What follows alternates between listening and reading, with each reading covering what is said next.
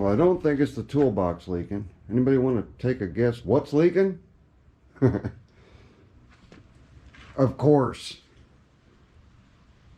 All right, we have another power steering line to replace.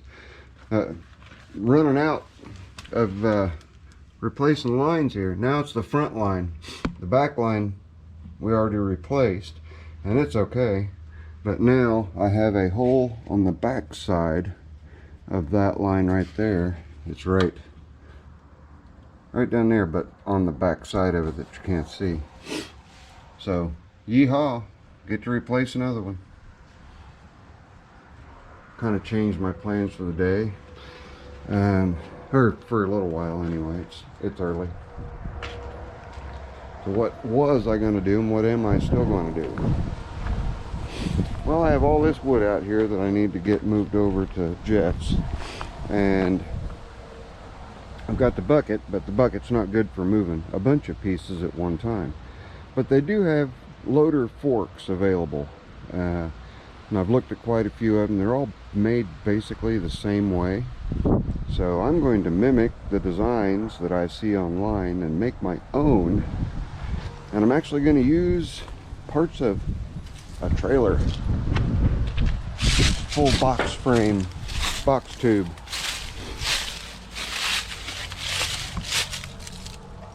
Right here.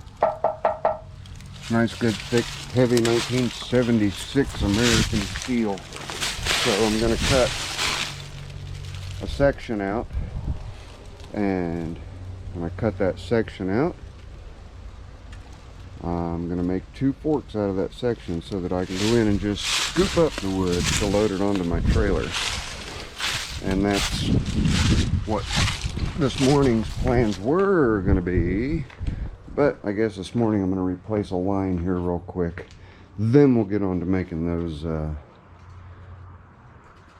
forks. So I don't know if I'll get the forks done today or not, but we'll give her the good old blue collar try. I'll see you guys when I get the metal cut off that trailer and am in the process of making the forks. Show you how I'm gonna make them. Okay, took care of the leaker on the 20 horse Magnum Sunstar, and I was back there and I've got some pretty heavy gauge C-channel that's got rolled lips on it, which should be plenty strong enough for what I want to do. All I'm wanting to do is pick up 4 or 5 logs at a time. Hang on, guys. Gotta answer it when it's mom. Anyway, good heavy gauge, and it only needs to pick up, 4 or 5 or 6 pieces of wood at a time.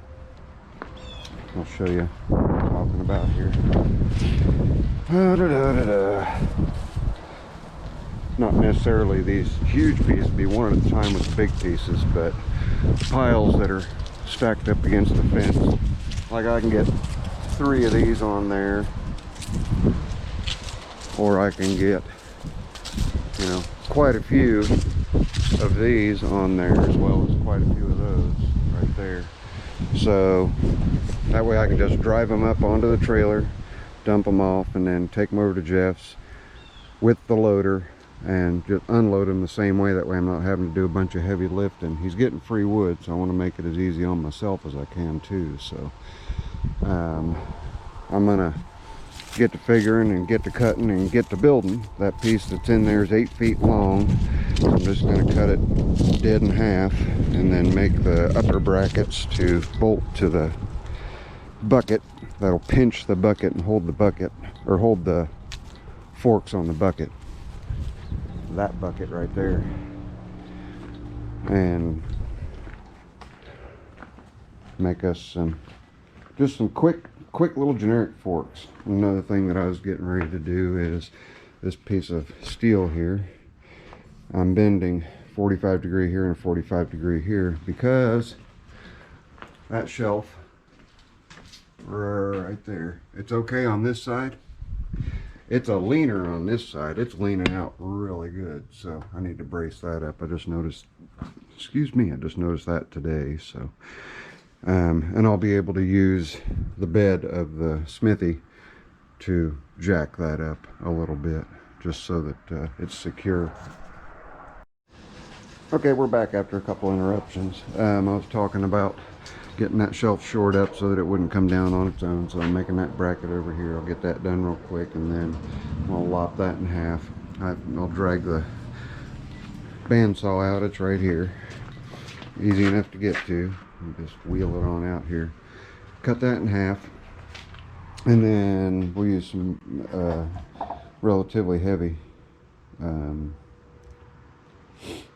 angle iron or other pieces of this to make the fingers to come up over the lip of the bucket and grab hold of it. It'll all make sense here in just a little bit with you guys. So let me get this cut down and get the pieces ready so I can show you everything I'm going to be doing.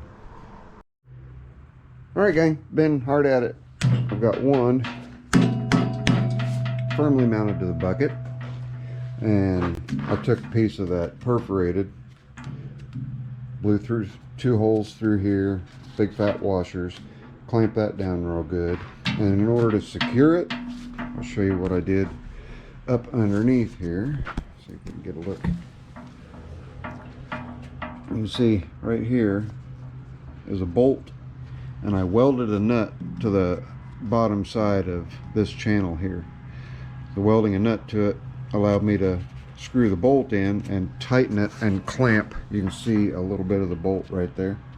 So it clamps and holds those rigid right here on these bosses. I don't know if you can see them because of the glare.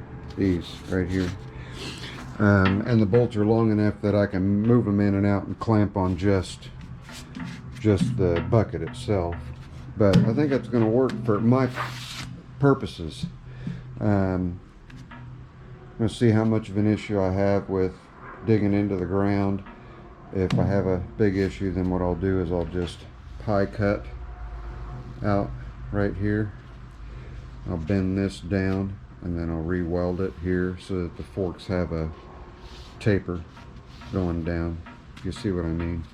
But for right now, I want to get both of these done. I still have to cut this other one right here. It's 5/8 of an inch slit, and it's about halfway back on both sides, just like that. Just take those 2 pieces out, and then that'll sit right there, just like that. And I'll blow a hole through here and a hole through here, just like I did on that one. Weld a nut on the bottom side of the solid C-channel, just like I did on this one. Then I'll have 2. Then we'll take it out and see if they're going to work. So it looks like here I can probably pick up 5, 6, or 7 pieces of that wood at a time. Then when it comes to the bigger pieces, of course, further out I am on the forks, the less weight I can pick up, obviously. It's just law of nature. It's just the way it works. So just having a base, just having a base that I can get the logs onto, because I couldn't get them in the bucket. They would not go in the bucket at all, except for just a couple of the smaller ones. And I didn't want to have to go through and use my log tongs wherever I set them. They're over here somewhere. There they are. See the green hook down there, right down there? Yeah. So I don't have to use my log tongs all the time. I can just pop these forks out. And then these will store real quick and easy right beside one another and only take up, you know, 4 by 1.5 inch space. So yeah, I'm digging it. Let me get this one done, get it mounted, and we'll go out and give it a little test run. Alright, got them both done. Let's go out and see what we can do as far as picking up some wood. Well, I don't know what got videotaped and what didn't. But we have 9 pieces on there, a good bit of weight, and those forks are holding that weight just fine. So do have a little bit of separation on where I've got it clamped together. That's a little bit too much of a load there. So at least I know I can at least pick up a few and stack them towards the bucket and get them onto the trailer without having to heft everything onto the trailer. So that's going to end it. This is going to be my photo op for the thumbnail. Appreciate you guys following along. We'll catch you on the next one. Later. I'm out of here.